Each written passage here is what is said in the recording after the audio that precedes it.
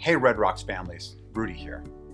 Today I'd like to teach you about the 5 love languages which have been researched and written about by Dr. Gary Chapman for over 25 years.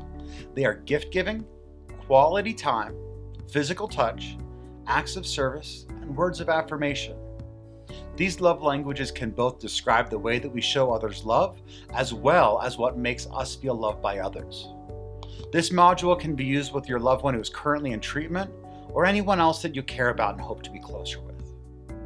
Words of affirmation express love with words that build up your loved one. Verbal compliments don't have to be complicated.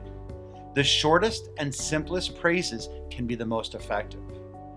Words mean a lot to your loved one if this is their love language. Compliments and an occasional "I love you" can go a long way. On the other side, negative or insulting comments can hurt your loved one, and it could take them longer to forgive than others.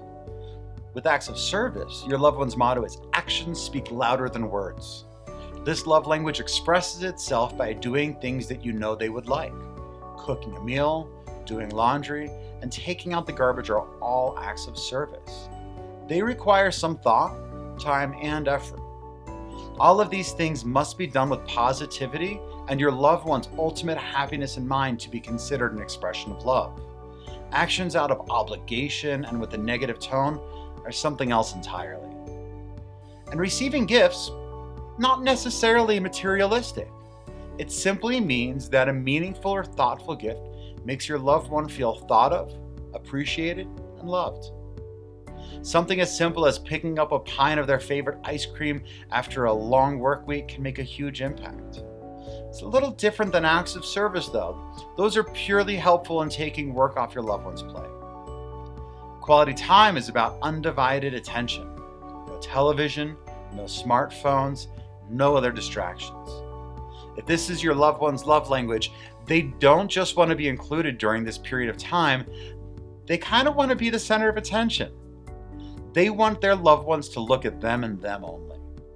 This doesn't mean that you can't hang out on the couch and watch some Netflix or HBO.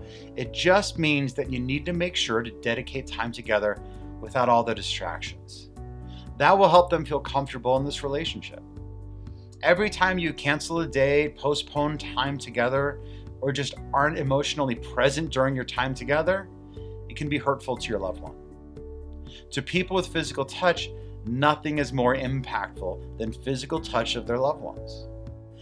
They aren't necessarily into over-the-top PDA, but they do feel more connected and safe when their loved one is physically close to them, holding hands, hugging, or just sharing a seat.